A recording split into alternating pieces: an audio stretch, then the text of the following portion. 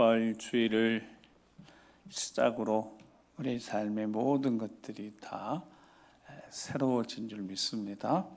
그렇게 우리는 믿음으로 살아가는 겁니다. 믿고 선포하고 선포한 말씀이 그대로 되어지고, 그래서 제가 요즘 종종 표현한 게 이게 실상이라는 표현도 좋지만, 믿음이 바라는 것들이 실상이라는 표현도 좋지만, 이게 손에 잡혀지는, 조금 더 구체화되어지는, 바라고 원하는 소원들이 하나님의 도우심으로 점점점 구체화되어지는, 그래서 눈으로도 확인도 되어지지만 손에도 잡히고, 그렇게 하나님이 이루어 가시는, 2024년도는 정말 하나님 말씀이 살아있음을, 역사하고 계심을, 우리 안에서도 역사, 내면에서도 역사하지만 우리 삶의 자리에도 선포한 대로 그대로 이루어지는 말씀의 역사가 살아있고, 특별히 기도를 드리는데 하나님 말씀의 근거에서 하나님 뜻이 이루어지도록, 기도 자체가 하나님의 뜻을 이루는 거니까 내 뜻이 아니라 하나님의 뜻이 이루어지길 구할 때 우리 기도가 어디에서 드려지든 항상 응답되어지는 은혜가 있기를 주의로 축복합니다. 그런데 함께 모여야 기도하는, 함께 모여 기도하는 그 자리에서 저는 개인적으로 더 강력하게 역사하실 줄 믿습니다.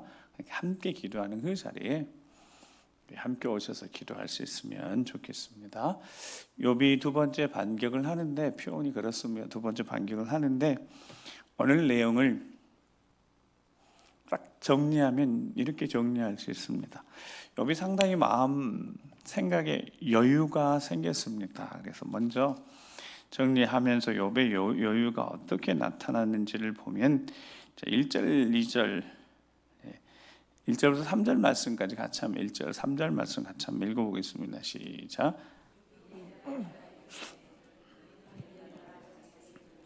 이것이 너희 위로가 될 것이니라. 나를 용납하여 말하게 하라. 내가 말한 후에 너희가 조롱할지니라. 아멘. 자, 욥이 좀 여유가 생기게 느껴지죠. 욥이 어떻게 표현합니까?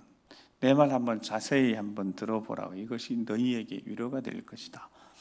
이제 이 세 친구들이 욥을 조문하러 왔다, 위로하러 왔다가 욥에게 지금 본인들도, 욥도 공격당하지만 욥도 반격을 시작했기 때문에, 그러니까 욥이 너희가 내 말을 자세히 들으면 너희 위로가 될 것이라 한 다음에, 아예 3절은 그렇잖아요.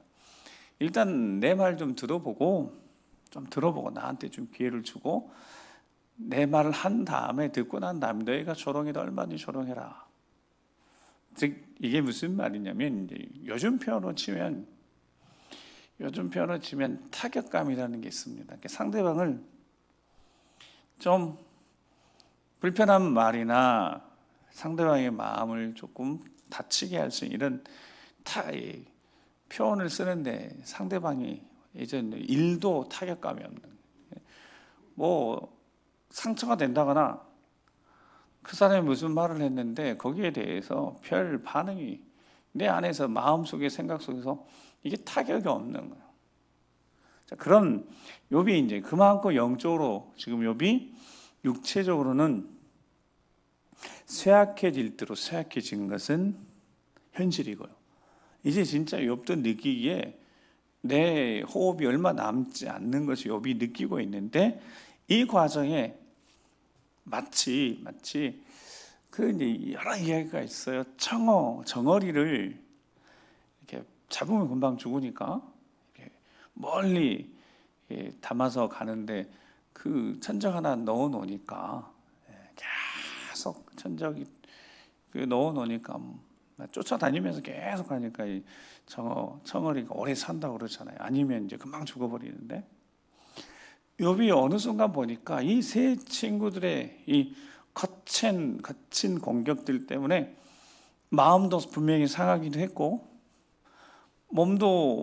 마음도 많이 쇠약해질 수도 있었겠지만, 영적으로는 욥이 그 사탄의 날카로운 공격들에 처음에는 일방적으로 많이 당하고 있다가 이제 대적하기 시작하면서부터 욥이 힘이 생기기 시작했습니다. 그러니까 보여지는 것은 몸도 마음도 정말 많이 쇠약해졌지만 영적으로 욥이 견고해지고 강해지는 시간이 됐다는 겁니다. 그래서 이게 연단이 된 거죠.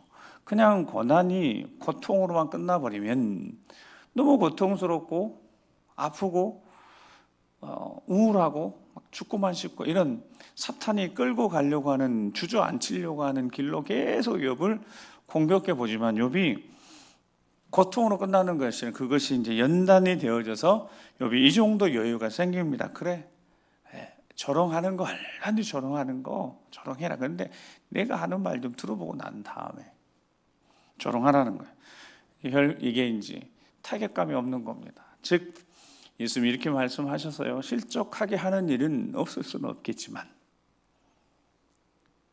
실족하는 자에게는 차라리 이 사람들 너무 보기 싫으니까 연자맷돌에 목을 메어가지고 바다에 빠지면 좋겠다 할 정도로 실족시키는 사람에 대해서는 그렇게 예수님이 극도로 싫어하셨습니다.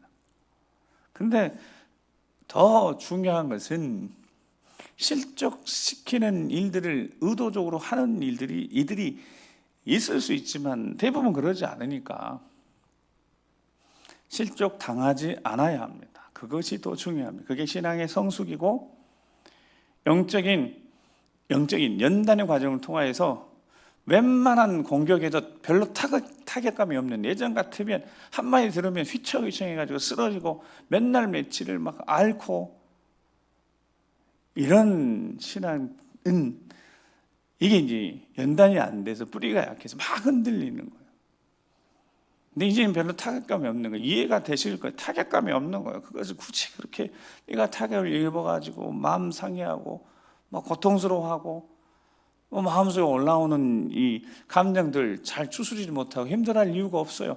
그게 남한테 가까운 가족한테 흘러가 버리면 그것처럼 또 안타까운 일은 없으니까요. 그러니까 신앙생활을 한다는 것이 어떤 의미로는 실족 당하지 않기 위해서 성장과 성수 연단이 반드시 필요합니다. 당금질이 필요한 거예요. 계속 천도지상, 김태현 선생님 그때 이야기하세요. 순도 만드는데 이걸 여러 번 하면 할수록 순도가 더 좋아지는 겁니다.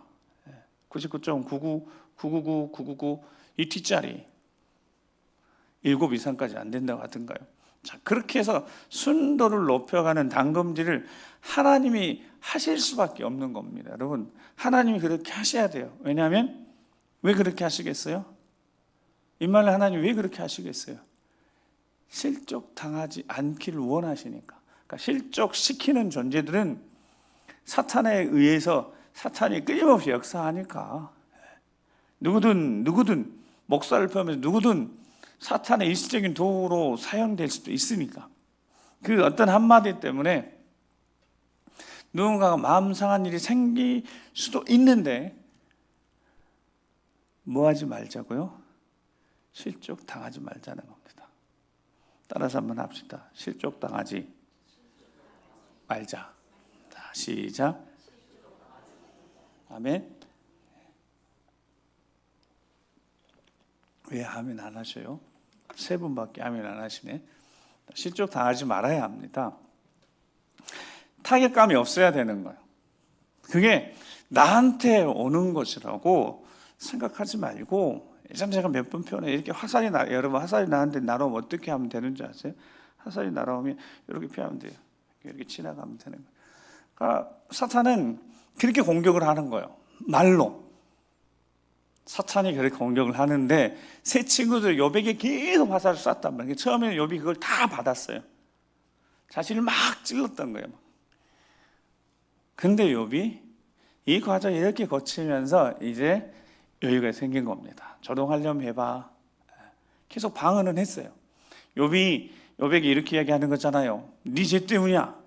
봐, 네 지금 돌아가는 이 상황을 보면, 환경을 보면 그거 너 죄 때문이야. 아니면 너희 자녀의 죄 때문일 수 있어. 문제가 뭐라고? 죄 때문이라는 거. 죄라는 거예요. 죄. 그러니까 죄를 지은 네가 악한 사람이 이제 욥을 악한 사람이라고 공격을 하고 있습니다. 악한 사람이라고. 그러니까 처음에는 어떻게 공격을 했다고요? 네 죄 때문에 이렇게 공격을 했다고. 이 세 친구들이 너 죄의 결과야. 그거 이제 욥이 인정하지 않으니까 너는 이제 악한 사람이 이렇게 하는 거야. 그가 하는 어떤 행동에 대한 거 욥이 실수할 수 있고 허물 또는 욥이 범한 죄의 문제라고 이 결과를 죄가 이런 결과를 가져왔다고 이야기를 계속하다가 욥이 지금 안 먹히니까 아예 욥을 악인이라고. 그래서 봐봐 결론이 악인이 끝이 어떻게 될 것인가. 그러니까 이게 정확히 말하면 틀린 말은 아닌 거죠. 악인이 공의로우신 하나님이시다면 악인이 형통하거나 잘 되는 일들을 하나님이 그냥 내버려 두시겠는지요. 그러니까 욥을 악인으로 설정하면 욥이 악인이라고 맞춰 놓으니까 이제 그게 해석이 되는 거. 이 세 친구들은 사탄이 그렇게 해석을 그렇게 끌고 가는 거죠. 악인이니까 하나님이 진노하시고 때리시고 다 자녀들도 죽이고 부도 다 가져가 버리고 욥도 병에 걸려서 이제 죽어가고. 설정이 욥이 악인이라고 설정을 하니까 이게 해석이 되는 거예요. 근데 욥이 그걸 받아들일 수 없는 거죠. 왜 오늘 본문에 받아들일 수 없냐 그랬더니 중요한 이야기를 하는 거예요. 자, 욥이 만약 악인이라면, 욥 자신이 악인이라면 욥이 악한 공의로운 하나님 앞에 악한 사람이 당해야 할 일들을 당한 거다 그러면 욥도 실은 할 말이 없잖아요. 자기가 악인이라면. 근데 욥이 그것을 인정할 수 없었으니까. 자기 살아온 시간들이 그렇게 살지 않았으니까. 하나님 앞에 계속 묻는데 하나님 침묵하고 계시고 이 풀리지 않는 숙제를 욥은 해결해야 되고. 근데 자, 여유가 생겼다고 그랬습니다. 그래서 욥이 생각해 보니까 또 욥을 돕고 계시는 하나님의 영이 욥을 도와주시는 걸 욥이 생각해 보니까 이런 저들이 악인이라고 규정을 해서 공격을 하니까 욥이 상처받거나 실족당할 수 있는데 실족당하지 않게 하나님이 도우시는데 어떻게 도우시냐면 저는 본문을 보면 14절 15절 말씀 같이 한번 읽어보고 14절 15절 시작.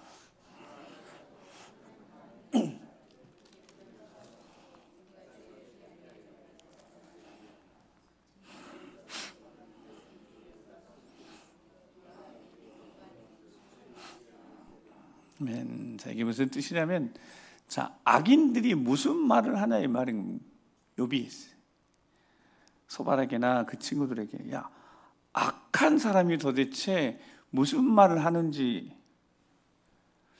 욥이 악인이라고 그랬잖아요. 그 친구들. 근데 자, 악인이라면 어떤 말을 하냐면 쉽게 그러잖아요.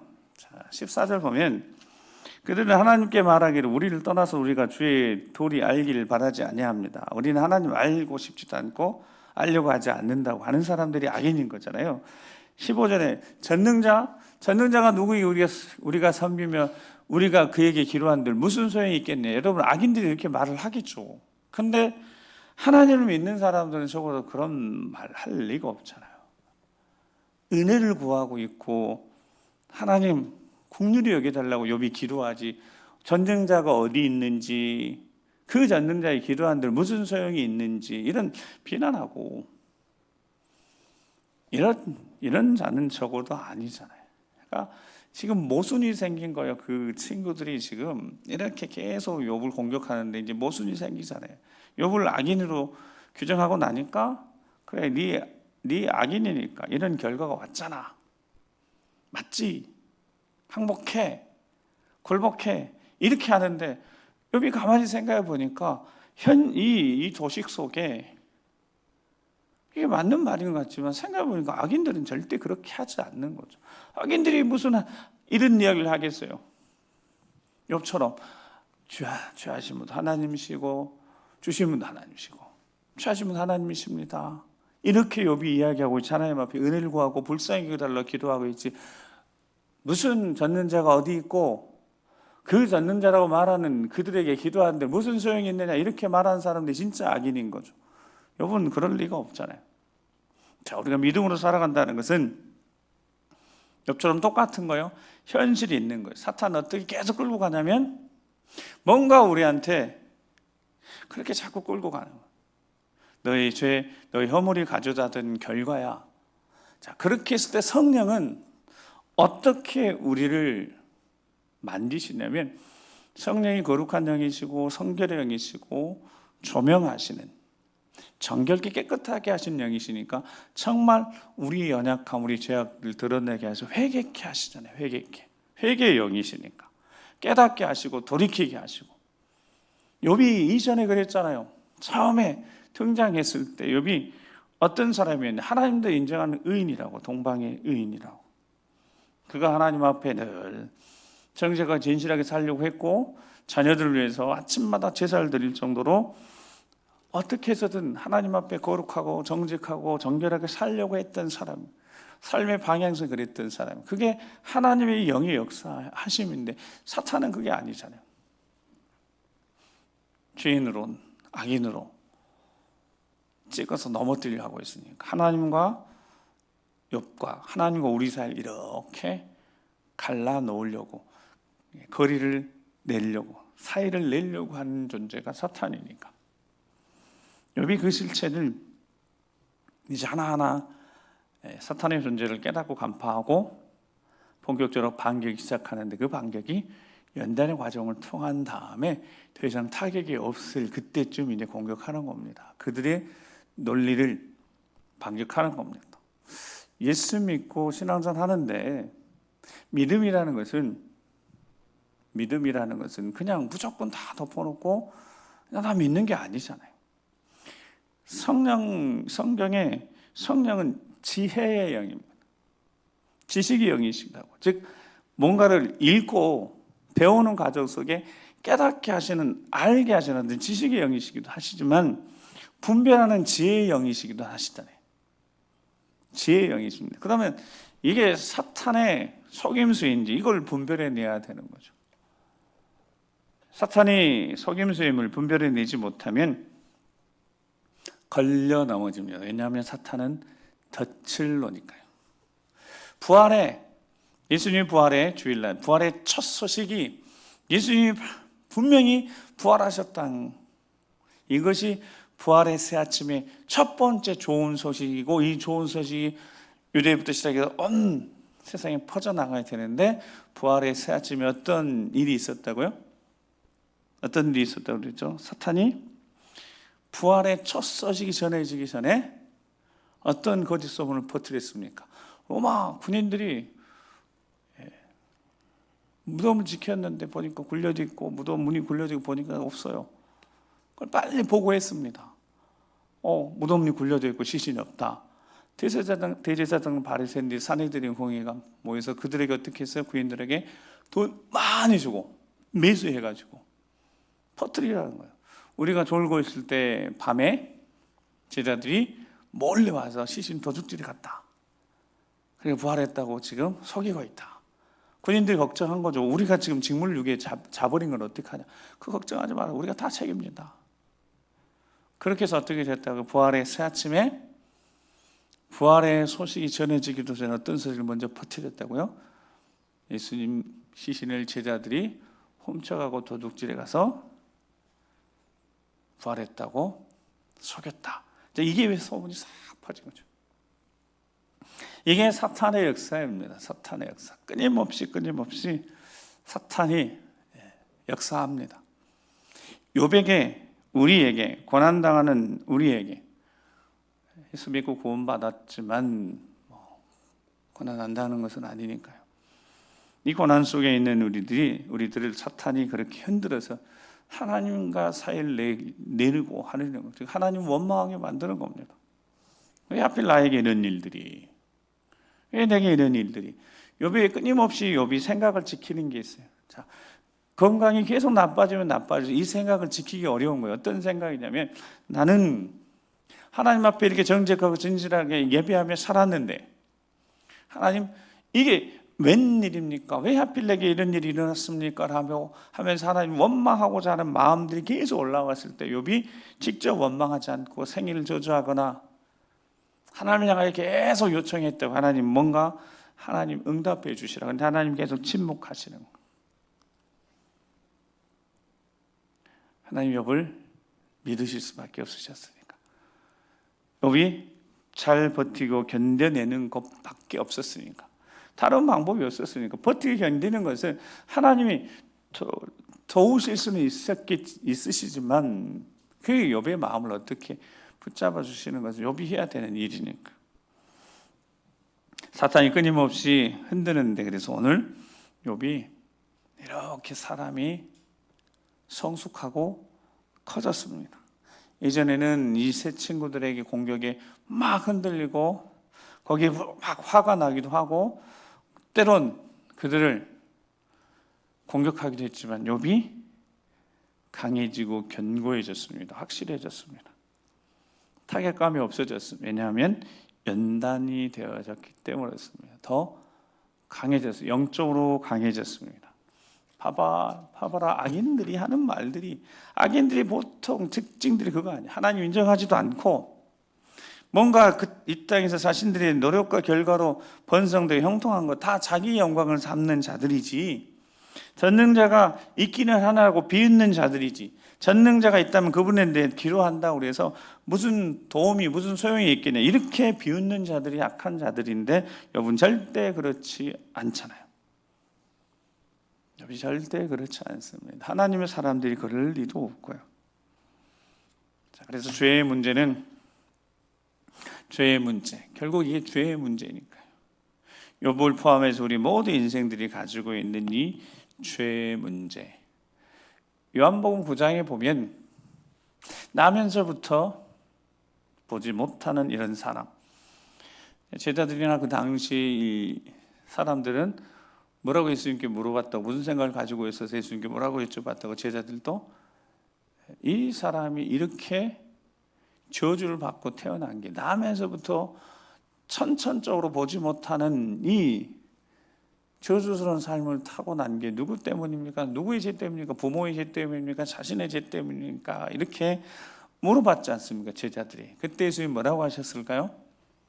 예수님 뭐라고 하셨죠? 우리 요한복음 계속 새벽에 길을 갔었는데 하나님이 하시는 일, 그 일들, 이게 누구의 죄가 아니라 하나님이 하시고자 하신 일을 보여주려고 하신 것이다 그랬습니다. 그러면 그 당시에 모든 선천적으로 앞을 보지 못한 사람들에게 다 해당되는 이야기는 아니었고요. 그에게 그 현장에 있었던 그를 통해서 하나님 뭔가 하신대요. 그 일이 뭐냐면 예수님이 빛이시다는 거예요. 예수님이 빛이시다는 거예요. 육안이 보지 못하는 게 중요한 게 아니라 영이 보지 못하고 본인의 죄악과 욕심으로 영이 보지 못하는 것이 이게 심각한 거지, 육안이 보지 못하는 거 그게 그렇게 심각한 것이 아니라고. 하나님이 하시고자 하는 일은 영적으로 눈을 띄어 보게 하시는, 빛을 비춰서 빛으로 살아갈 수 있는, 빛을 따라 살아가는 삶을 살아갈 수 있도록, 그게 8장에서도 계속 이어지는, 가나안 현장에 잡힌 여인에 대해서도 마찬가지였고, 그래서 예수님이 빛을 따라가는 삶을 살도록, 하나님 하시는 일들은 빛을 만나서 빛을 따라가는 삶을 살도록 하는 거예요. 욥의 이야기 속에서도 똑같은 거, 우리 이야기 속에도 같은 겁니다. 하나님의 사람들은 빛을 따라가야 되는 사람들이니까 세상을 따라가면 안 되고, 세상 속에 살아가지만 세상에 속한 자들이 아니고 하나님께 속한 자들이니까 자신들이 가는 길을, 즉 욥이 자신이 맞다고 생각한 그 길을 흔들릴 수는 있었지만 계속해서 그 길을 가야 되는, 정직하게 진실하게 하나님 바라보고 가야 되는 그 길을 가야 되는. 자, 욥이 아무 일 없이, 욥이 별 문제 없이 계속해서 그 길을 갔다고 그래도, 즉 하던 대로 하나님 앞에 제사 드리고 자녀들 다 아침마다 불러서 또 속죄제 드리는 제사를 드리고, 이렇게 욥이 별 문제 없이 아무 문제 없이 이렇게 있어도 아무 문제가 없어도 욥은 아마 그 길을 계속 갔을 것 같습니다. 별 어려움 없이 그렇게 신앙생활 하는 사람들 있을 수 있으니까요. 그런데 이 세상 잘 몰라서 겉으로 보기에 그렇게 보이는 것 뿐이지, 모두가 다 어려움이 있고 힘든 일이 있는 거 아니겠습니까? 그냥 안 나타내려고 하고 드러내지 않으려고 하는 것 뿐이지, 잘 안 보이는 것 뿐이지, 모두가 다 욥의 인생을 다 걷는 거지, 고난 없이 그냥 욥처럼, 이 고난 없는 욥처럼 사는 인생은 없으니까. 자, 우리가 늘 들었던 말씀, 로마 12장 1절 2절 말씀 같이 한번 읽어보겠습니다. 시작. 그러므로 형제들아, 너희 몸을 하나님이 기뻐하시는 거룩한 산 제물로 드리라. 이는 너희가 드릴 영적 예배니라. 얘는 이 세대를 본받지 말고 오직 마음을 새롭게 함으로 변화를 받아 하나님이 선하시고 기뻐하시고 온전하신 뜻이 무엇인지 분별하도록 하라. 아멘. 지혜의 영이시니까 분별케 하신다는 거죠. 빛을 따라가도록, 이 세대를 본받지 말고 이 세대가 가는 길, 넓은 길로 가는 것이 아니라 깨어서 좁은 길을 선택하는, 넓은 길은 굳이 선택하지 않아도 돼요. 그냥 그 자리에 서 있으면 가는 겁니다. 근데 좁은 길은 선택이라는, 즉 버려야 되는, 뭔가를 선택하기 위해서 기회비용 버려야 되는, 근데 이게 미련한 선택인 거죠. 보여지는 거죠. 당연히 선택할 때 내가 선택하는 것이 훨씬 더 많은 것을 선택하고 버릴 것이 적어야 되는 것이 지혜로운 거고 정상인 거잖아요. 선택할 것이 더 크니까 이걸 비교해가지고 이걸 선택했을 때 이거 버리는 것보다 없는 것이 훨씬 많을 때 그게 지혜로운 선택이잖아요. 근데 세상은 그렇게 선택하라고 가는 거예요. 넓은 길은 그런 길, 근데 좁은 길은 이게 반대인 겁니다. 보니까 미련한 거죠. 이걸 선택했는데 겉으로 보기에는 그렇게 미련할 수가 없는 거예요. 버린 게 훨씬 크니까. 물질, 명예, 주를 위해서 헌신, 희생하면서 많은 걸 버린 거예요. 그러니까 보니까 이게 저울질을 해봤는데 이게 너무 미련한 거죠. 예수를 믿는다는 것은, 세상을 본받지 않는다는 것은 그런 선택을 하는 자들입니다. 좁은 길을 선택한다는 것이 다른 뜻이 아니에요. 미련한 선택을 한다는 겁니다. 사랑하는 성도 여러분, 여러분들은 지금 미련한 선택을 하고 계신 겁니다. 옆 사람에 한번 말씀 한번 해보세요. 그렇게 미련하게 계속 살아도 되겠는지 한번 물어보실래요? 그렇게 미련한 길을 계속 갈 건지. 진짜 미련한 길을 한번 계속 가보시렵니까? 그 길이 좁은 길이라고요. 세상에 그러니까 다 넓은 길을 가는 거예요. 그래서 세상 길을 다 넓은 길 가는 거예요. 근데 예수를 믿는다는 것은 스스로 어리석은 선택을 하는 겁니다. 근데 그것이 보여지는 게 그것이고, 영적으로는 가장 가치 있고 가장 큰 것을 선택하는 자들, 그러니까 영안이 안 열려있으면 절대 그렇게 못하는 거예요. 마지막 때 인자가 올 때 믿음을 보겠느냐, 즉 좁은 길을 선택하는 그 믿음을 세상의 세파 속에 살아가면서 흔들림 없이 그 길을 계속 가는 자도 있겠느냐 그 말인 거죠. 아니요, 쉽지 않을걸요. 이 세대가 가는 넓은 길을 다 같이 가는데 조롱당할걸요. 미련하다고. 어찌 그렇게 미련한 선택을 하냐고. 아니, 버릴 것을 더 큰 걸 버리면 어떡하냐고. 그런데도 그 길을 가시렵니까? 라고 물으시면 여러분들은 어떻게 대답을 하시겠습니까? 아멘 할 수 있으시겠습니까? 지금 욥이 그 길을 걷고 있으면서 우리에게, 욥이 이제 힘을 내서 이에게 간증하기 시작하는 겁니다. 주변의 소리에 타격감이 없어야 된다고요. 그래야지 그 길을 계속 갈 수 있다고요.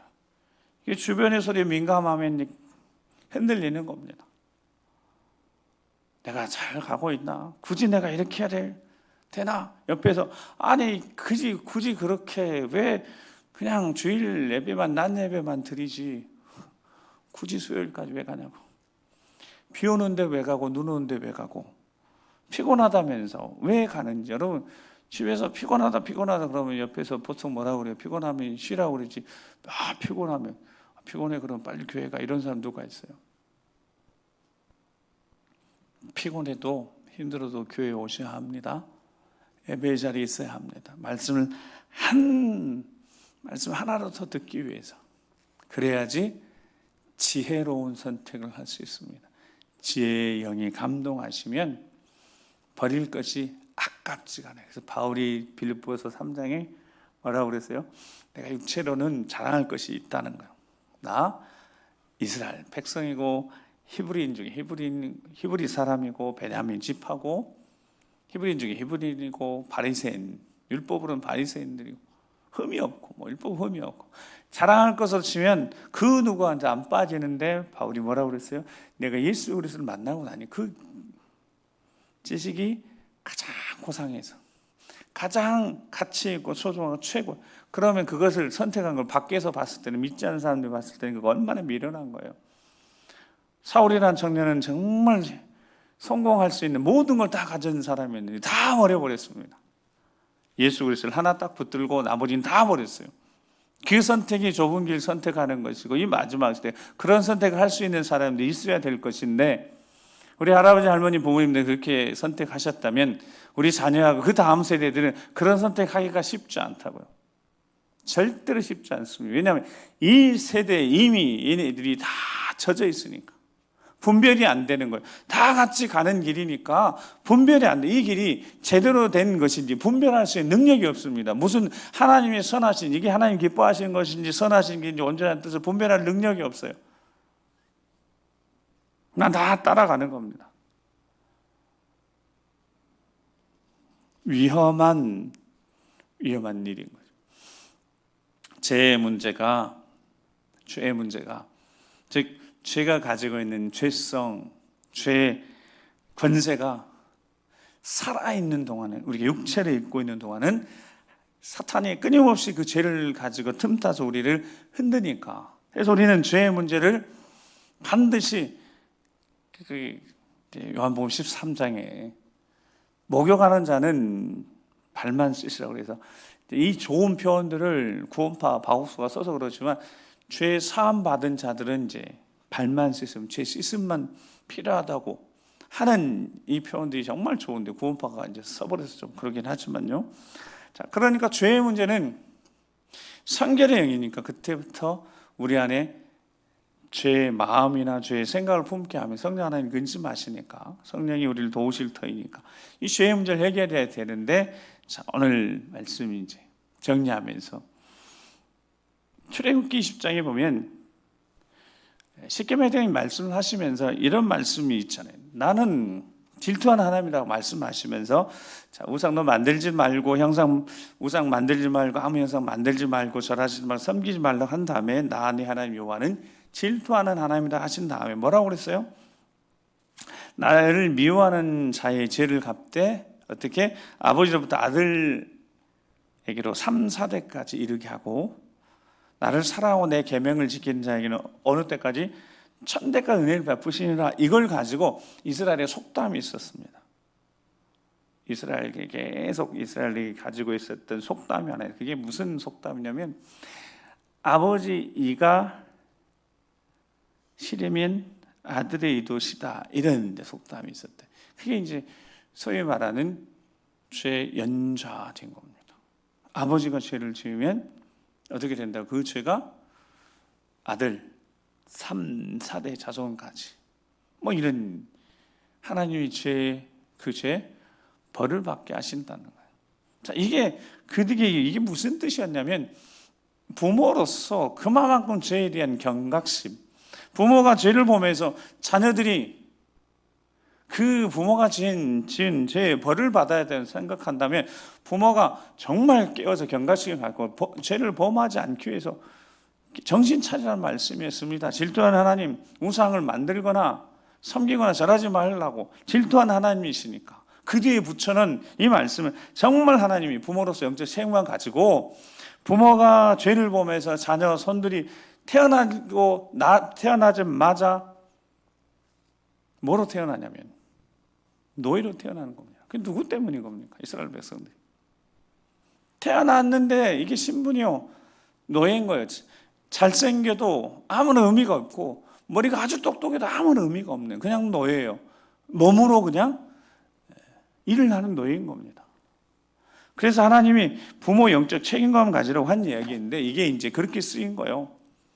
아버지가 시면 아들이가 시다고. 그게 이제 그대로 죄가 그렇게 흘러간다.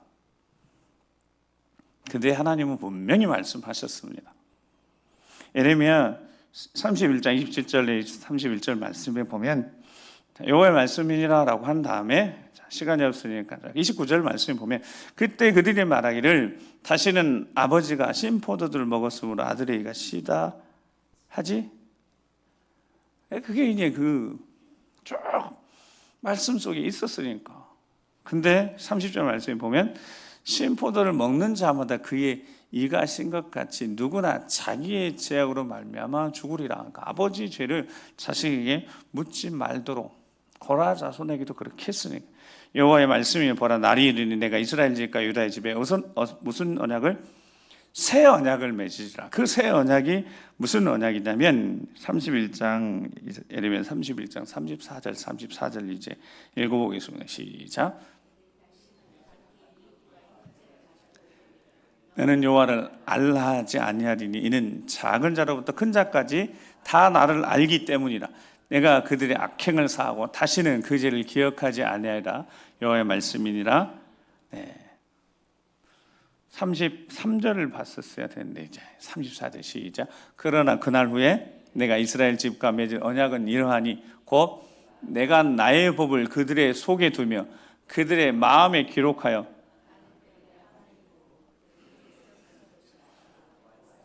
아멘. 자, 내가 나의 법을 어떻게 해요? 그들 속에 두는 거예요. 원래 십계명 어디에 있었습니까?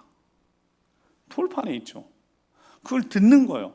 듣고 끝나는 거지만 새 언약을 세울 때는 어떻게 한다? 그들의 마음 속에, 그래서 이걸 신비에 새겨, 마음에 새겨 놓으신대요. 마음에 기록하신대요. 그게 성령인 겁니다. 성령이 우리 안에 거하신다는 그 말은 저 하나님 말씀, 하나님의 법, 하나님 기뻐하는 것을 마음속에 새겨놓은 거하고 똑같은 거예요. 왜냐하면 성령이 떠나지 않으시잖아요. 성령이 말씀하시잖아요. 이게 새 언약이 예수 그리스도를 통해 주시는 새 언약. 이 마음속에 있는, 그때는 예수 그리스도가 이 안에 성령이 계시니까 죄는 누가 책임지? 자기 죄는 자기가 신포도주를 먹었으면 자기가 쉬어야지 왜 자녀이가 쉬겠어요? 이게 새 언약인 겁니다. 에스겔 18장도 마찬가지죠. 너희가 이스라엘 땅에 관한 속담에 이르기를 아버지가 신포도주를 먹었으므로 그의 아들이 이가 시다고 하면 어찌 되느냐. 자, 3절 4절 읽습니다. 시작. 내가 나의 삶을 두고 맹세하노니 너희가 이스라엘 가운데서 다시는 이 속담을 쓰지 못하게 되리라.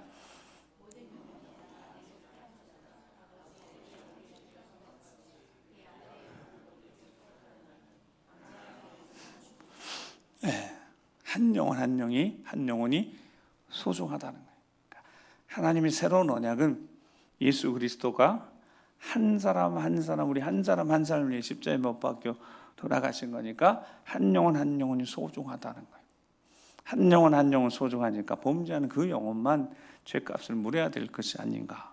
자, 이제 마지막 에스겔 18장 30절에 32절 읽고 마치겠습니다. 시작. 주 여호와의 말씀이니라.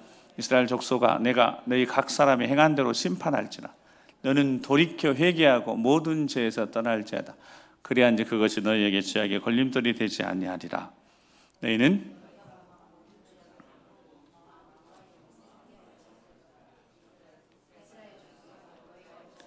32절 주 여호와의 말씀이라.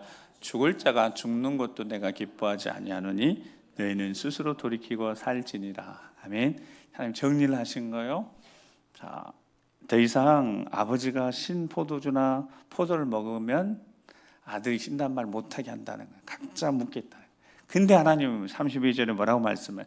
죽을 자가 죽는 거 하나님 기뻐하지 않으시고 악인이 돌이켜 회개하고 스스로 돌이켜 사는 것을 하나님이 원하신다. 결국 하나님이 마음에 하나님 법 성령을 두신 이유는, 우리 안에 성령이 오신 이유는 어떻게 살라고? 그리스도 예수의 법을 성취하고 거룩하게 진실하게 살면서 이 새 사람이 되어지는 삶, 예수 그리스도와 함께 새로운 피조물 되어져서 새로운 삶을 살게 하시고자 그 새 언약을 하셨고 그 새 언약을 이루셨습니다. 그래서 우리 심령이요, 에베소 4장 그래서 오직 너희 심령이 새롭게 돼 하나님을 따라 의와 진리와 거룩함으로 지으심 받은 무슨 사람?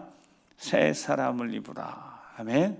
새 사람이 됐습니다. 우리 안에 성령 하나님 계시고 성령 하나님 항상 우리를 새롭게 하십니다. 즉 죄가 있는 상태는 더럽혀지고 옛사람이고 그 죄가 해결되는 즉시 또다시 새 사람이 되는 거죠. 누구든지 그리스도 예수 안에 있으면 새로운 피조물이라. 이전 것은 지나갔으니 보라 새 것이 되었도다. 그래서 우리를 항상 새롭게 하시는 성령, 성령에 사로잡혀 살아가게 될 때 우리 삶에 하나님이 넘치는 은혜가 그 그릇에 깨끗하게 된 그릇에 채우신 은혜가 있을 줄 믿고 올 한 해 깨끗한 그릇에 채우신 하나님 은혜를 경험하시면서 간증을 또 하나님 앞에 영광 돌리는 모두에게 될 주님 축복합니다. 기도하시겠습니다.